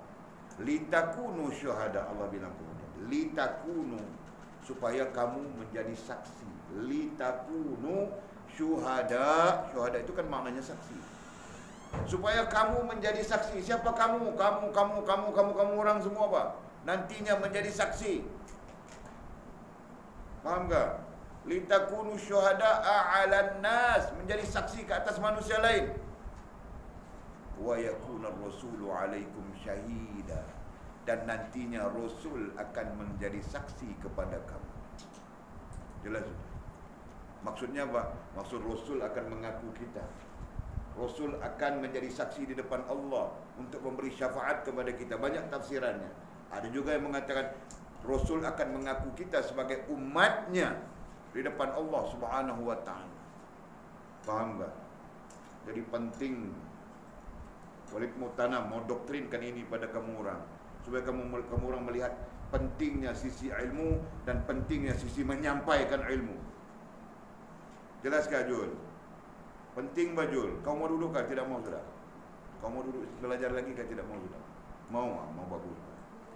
Mana tahu kau mau memberontak ikut komik. Tapi kau bukan yang komik kan? Kalau kau mau berbini boleh kasih bang. Ha? Kami kutip bah seorang RM2, RM3. Kita kasih Zul nikah. Mau kah? Pakcik Jenapi akan bagi ikan bang, buat tunggu hidup. Kau tidak mau kah? Kau ni semua tidak mau bah. Aduh.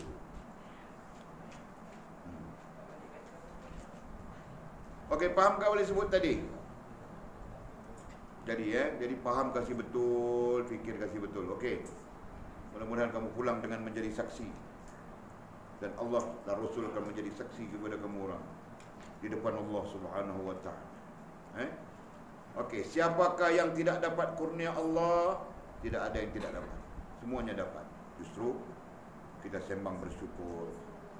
Sembang nikmat Allah itu lebih bagus daripada kita bersembang kepayahan, kesusahan yang di sana mungkin memunculkan sangka buruk atau buruk sangka kepada Allah Subhanahu wa ta'ala.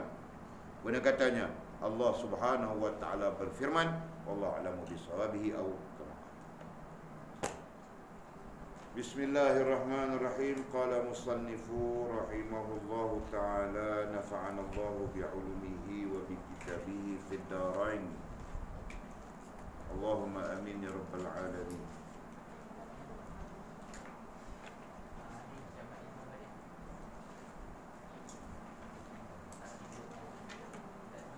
Boleh baca adab menuntut ilmu daripada kitab Hilyatul Talib, Hilyatul Talibul Ilmi, pedoman dan adab orang-orang yang menuntut ilmu, oleh Al-Imam Syekh Abu Bakar bin Abdullah Abu Zaid rahimahullah ta'ala. Kita sudah baca tiga adab.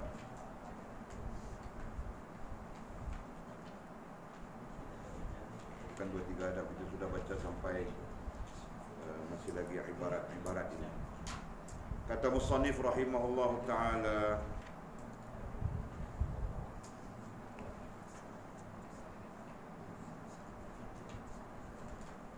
boleh tidak ada ni buat tidak ada apa?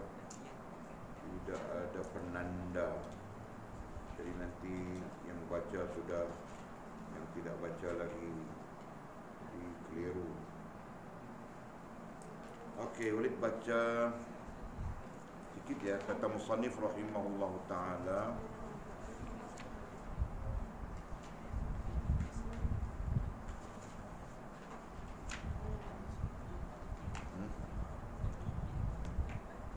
hanya saja benih yang penuh berkah ini harus disiram dan dipelihara selama perjalanannya dengan cara menyebarkan berbagai pengamanan yang boleh menjaganya dari ketergelinciran, baik dalam pencarian ilmu maupun pengamalannya, dari terpaan gelombang pemikiran, keyakinan, perilaku, sektarianism dan fanatism kelompok.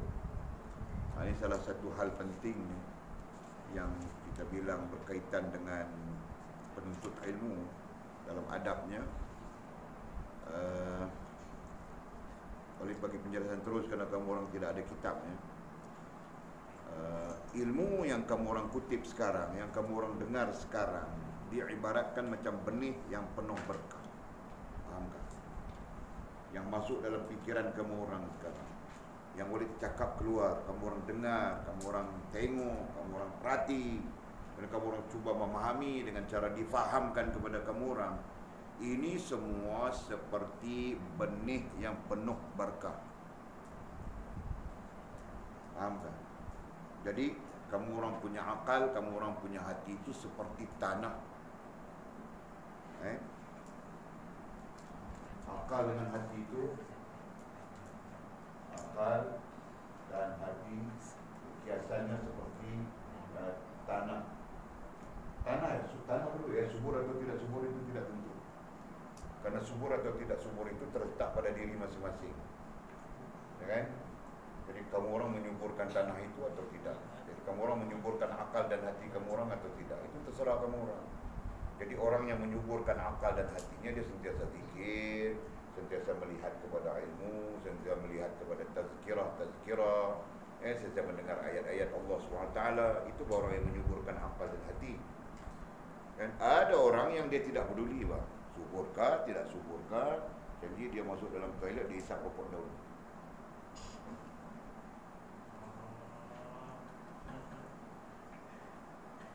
Jadi kita membuat macam mana orang tu datang dari luar dia, kan? Biar kan. Yang dalam kita tunggu saja sampai kita ketangkap, bang. Selagi tidak ketangkap itu tidak apa. Cuma kita minta jangan isap dalam bilik itu saja. Jangan cuba-cuba, bang. Di luar itu di bilik air kan, di manakah jangan sampai ketangkap, paham tak? Tangkap saja tidak ada alasan lagi. Okey. Jadi jelas sudah, akal hati ini dikiaskan seperti tanah. Maklumat yang Walid cakap dengan kamu orang ni, cakap pumpang macam-macam Walid cakap, ini sebenarnya tidak lebih daripada maklumat. Ini Walid jelaskan sudah dulu kan. Ilmu itu nantinya setelah akalmu proses, hatimu menerimanya dengan tenang, aman dan tersimpan teguh, itu baru bilang ilmu. Al-ilmu fi sudur, ilmu di dalam dadamu. Itu maksudnya. Jadi selama mana kamu mendapat penjelasan, huraian, begini, itu adalah maklumat. Jelasnya? Maklumat itu dikiaskan atau digambarkan sebagai benih yang penuh berkah. Digambarkan begitu. Maksudnya maklumat yang Walid kasih kamu orang begini daripada fakta ilmu tauhid, daripada fakta ilmu fiqh, daripada fakta ilmu tasawuf. Nanti ada yang kita sampingkan, biologi, kimia, fizik, matematik dan sebagainya. Semua itu adalah dikiaskan kepada benih yang penuh berkah. Okey? Benih itu kalau ditanam di tanah akal dan hati, di situ. Faham tak? Benih itu tadi yang kita namakan maklumat, yang kita namakan itu tadi, kalau ditanam di atas tanah akal dan hati yang subur, apa akan jadi? Jadi tanah. Tumbuh cantik kan? Dia tumbuh cantik. Mamamu minta tanah dari sana, dari sini, dari situ, dia cari saja tanah. Mau tanam dia punya tomatonya, mau tanam dia punya cabainya, Setakat ini dia belum jumpa apa dengan tanah yang subur. Setakat ini kau tanya dia apa? Boleh bukan tahu, boleh tengok dari jauh saja. Betul ke mak? Dia belum jumpa apa tanah yang subur. Tanam tomato jadi berapa tomato? 1 biji saja. Iya jadi. Ya memang jadi. Betul. Tapi sebiji. Tanam cabai, jadi cabai. Sebiji. Jadi barangkali, jadi kita kiaskan barangkali benihnya penuh barokah, tapi tanahnya tidak subur. Faham tak? Faham tak? Ada tanya ni, faham tak? Kiasan ini faham tak? Nah, penting kedua hal itu. Benihnya barokah, tapi tanahnya tidak subur. Benih mama mau beli barokah apa? Naik kereta dari sini pergi Kuala Ketil mau beli benihnya. Kau tahu tak? Tapi tanahnya tidak subur. Jelas? Jadi di sana apa yang kita perlu faham? Yang kita perlu faham di sana, kalaupun ilmu yang kita kiaskan kepada benih barokah itu tadi memang benih yang bagus, memang benih yang baik, memang benih yang barokah, tapi kalau tanahnya tidak subur, maka tidak akan mendatangkan hasil yang baik. Faham tak? Ini yang penting kamu orang kena faham, Pak. Jelas? Jadi kamu orang sekarang, diri kamu orang, atau spesifiknya akal dan hati, seperti tanah. Kamu orang perlu suburkan dia untuk kamu orang mendapat, untuk kamu orang apa? Untuk diletakkan, dimasukkan dengan benih yang baik ini. Faham tak? Baru nanti akal kamu orang, hati kamu orang kita kias kepada tanah tadi subur, bagus, cukup bajanya begitu gini misalnya, maka masuk ilmu yang kita bincang ini kita masukkan, tanamkan di situ, maka ilmu ini akan tumbuh dengan subur. Faham tak? Kalau dia subur, dia tidak akan jadi sebiji batu matu.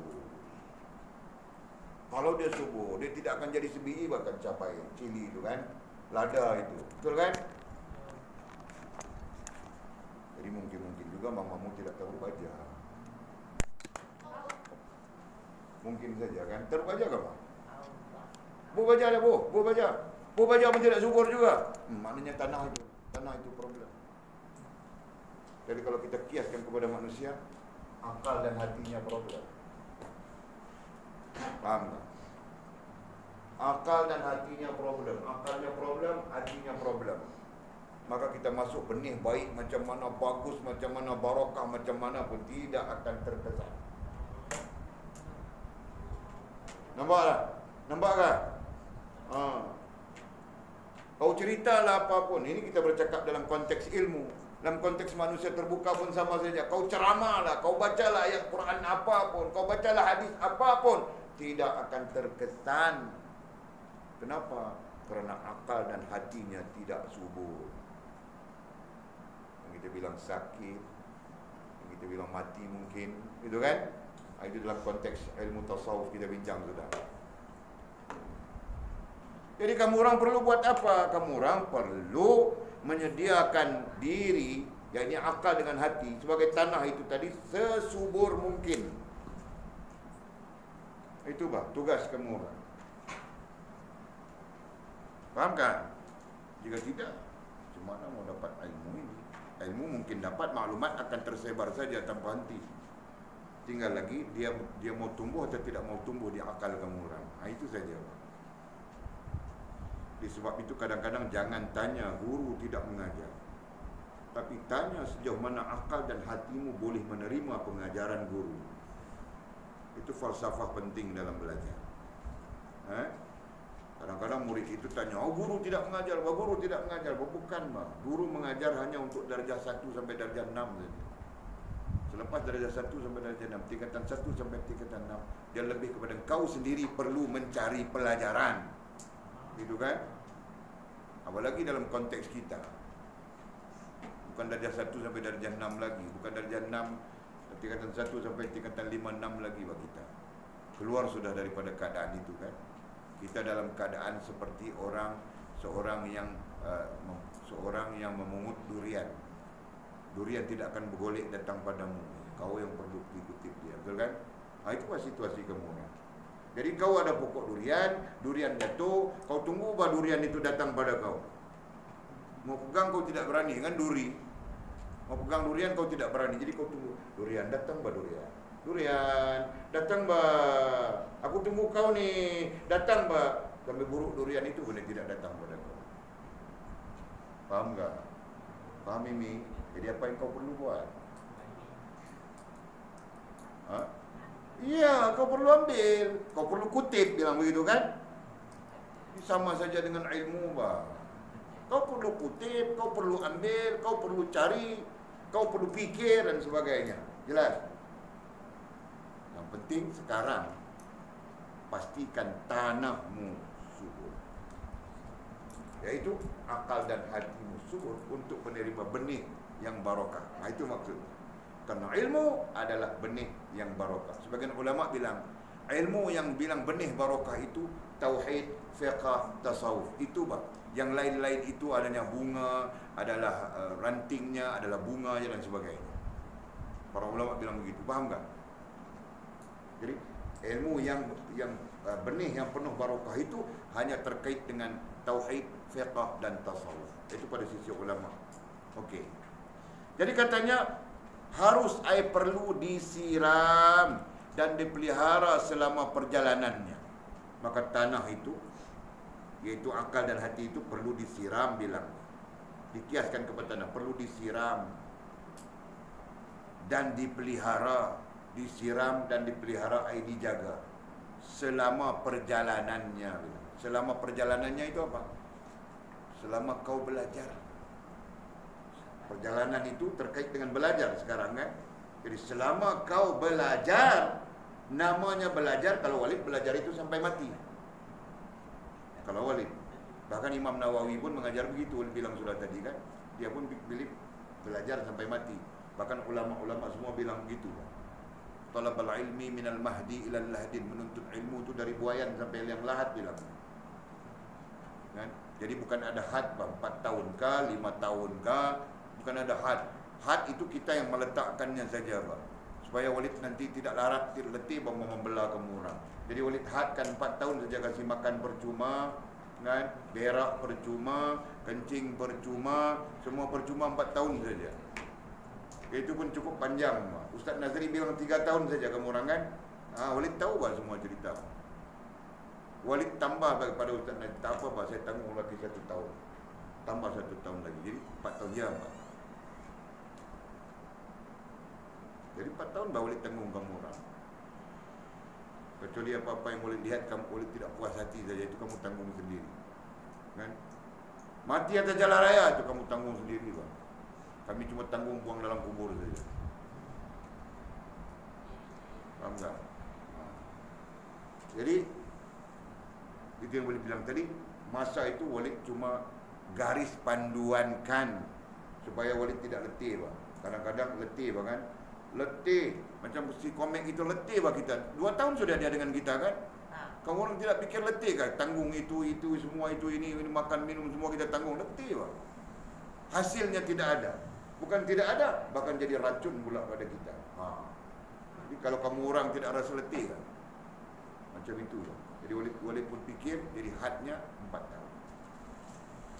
4 tahun, 2 tahun, tinggal 2 tahun saja lagi. Kan? Jadi mungkin seronok 2 tahun lagi boleh balik pulang. Kalau mau pulang sekarang, bukan susah, bukan perlu tunggu. Walid sekarang tidak mau apa, bincang-bincang sudah. Tidak mau mengikat kamu orang. Pulang, siapa mau pulang? Kan? Siapa yang belajar. Siapa tidak mau belajar, sudah. Boleh mau berhenti daripada bebel-bebel. Sebab Pak Haji bilang kita bebel-bebel orang, nanti kita yang sakit jantung. Itu juga, Pak. Saya tidak mau bebel. Okey. Jadi katanya harus disiram dan dipelihara selama perjalanannya. Maka selama perjalanan ilmu yang kita had, walaupun pada hakikatnya tidak ada kesudahan, tapi kita hadkan situasi kita hadkan 4 tahun. Jadi perlu kau jaga akalmu dan hatimu. Maka sebab itu Walid bising-bising cakap-cakap begitu, cakap-cakap begini, supaya kamu orang tidak terlibat dengan hal-hal yang nantinya merosakkan kesuburan tanah untuk dimasukkan benih barakah ini. Faham tak? Jadi Walid bising saja bang. Walaupun ada anak darah orang berkenan dengan kamu orang, mengurat-ngurat saja kamu orang, jangan anjung, jangan anjung, jangan anjung. Anjung boleh saja kritik Walid bang. Itu hak pribadi saya Pak Walid. Saya dewasa sudah. Saya handsome Pak Walid. Mungkin dia boleh kritik kan? Tapi dia tidak berani kritik Pak. Kalau dia kritik dia makan ubat Pak. Makan kaki. Kan? Jadi kenapa Walid pesan begitu? Supaya tanah, bilang tanah ya, supaya tanah yang kamu orang sediakan untuk diisi benih barakah ini terus subur bagus. Begitu kan? Itu tujuannya. Jadi maka Walid halang saja. Jangan kamu orang begitu. Jangan ada bercinta-bercinta tengah belajar ini. Jangan ada boyfriend-boyfriend. Jangan mau sosial-sosial begitu begini. Dating-dating belakang jamban. Jangan ada begitu. Jangan ada begini. Walid sampai-sampai berpakat saja dengan jin-jin yang ada di sini. Kalau ada situasi begini kan, kau cekik saja. Main bagi kamu orang, ha? Mau jaga saja, mau kasih kamu orang alim. Itu.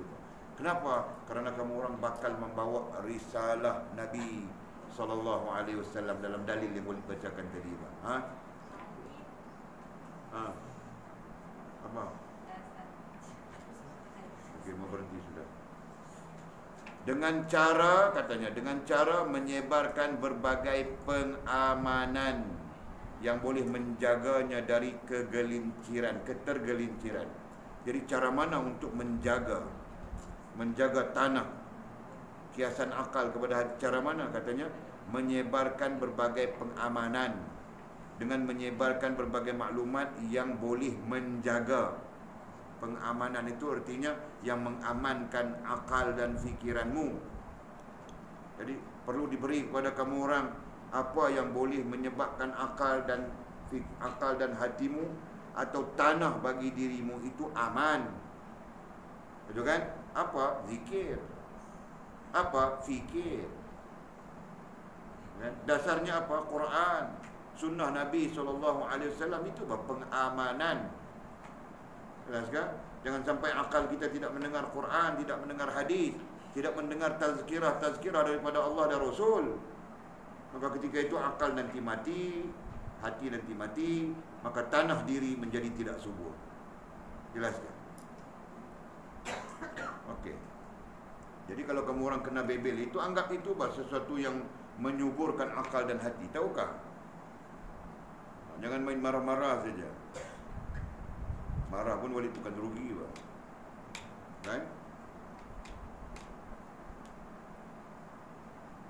Baik dalam pencarian ilmu, bilangnya, baik dalam pencarian ilmu maupun pengamalannya. Sama ada kita ini sebagai pencari ilmu ataupun kita ini pengamal ilmu.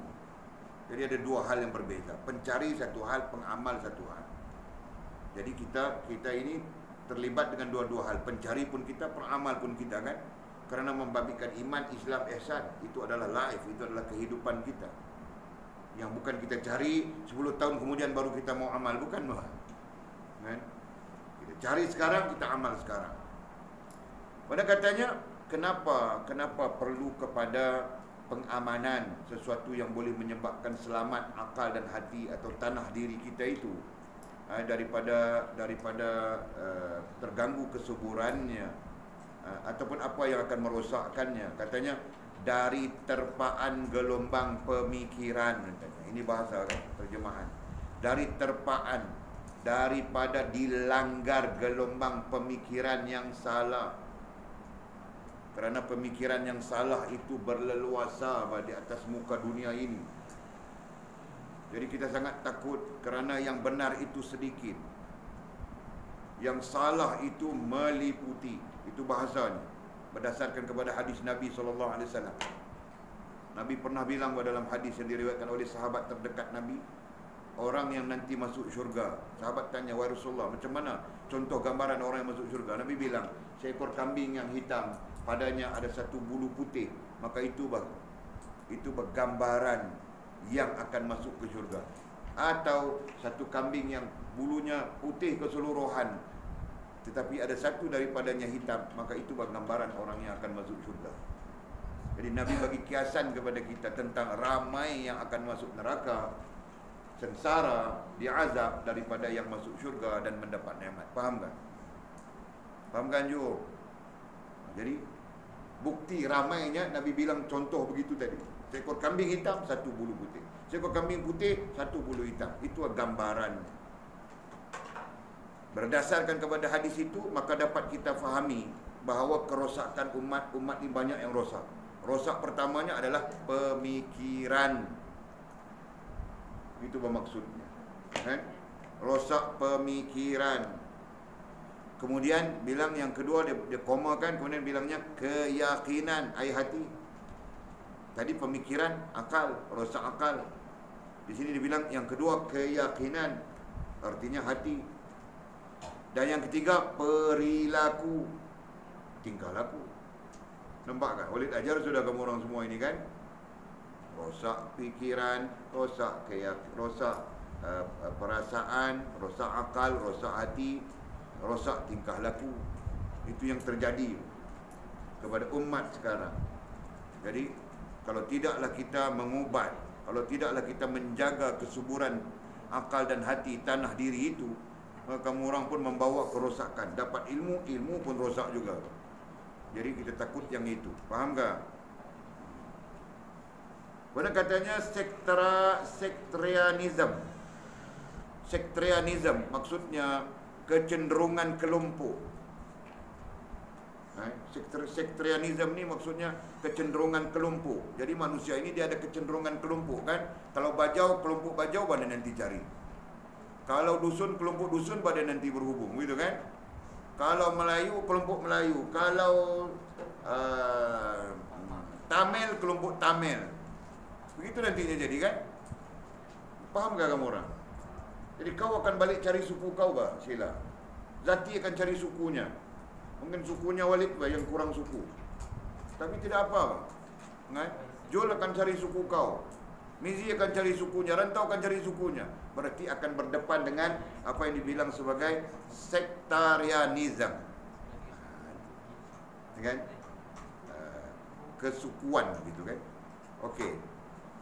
Jadi kita tidak mau kalau pemikiran kita, kalau akal kita, hati kita, tingkah laku kita rosak, nanti kita masuk kepada sektarianism. Kita masuk kepada suku kita, jadi suku kita akan turut rosak seperti kita. Faham tak? Jadi tidak mau begitu. Kamu orang akan membina suku masing-masing. Nanti bangkil kahwin, kalau kahwinnya mula dengan Mira Idora, kemudian dengan Halimah, nombor 3 kahwin dengan Sa'diah misalnya. 3 orang bangkil, kan? Jadi kau membina suku kau sendiri sama ada sedar atau tidak sedar kan?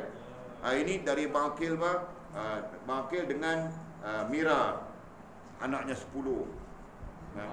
Bangkil dengan Halimah, anaknya 13. Kau perlu dahi kan? Bangkil dengan siapa tadi? Sa'diah, anaknya 22 orang satu ibu. Jadi itu adalah apa? Itu adalah sektarianism. Abang Akil, faham tak? Dia sendiri akan membentuk sektarianismnya berdasarkan kepada bagaimana akalnya, bagaimana hatinya, dan bagaimana tingkah lakunya. Betulkah? Faham tak? Sama seperti Walid. Walid membentuk Walid punya sektarianism. Ini istilah-istilah yang ialah sedikit tinggi kan? Biar buat tinggi. Universiti pun akan guna istilah ni. Kamu di pondok saja guna istilah ini, kan? Walid bentuk Walid punya sektarianism.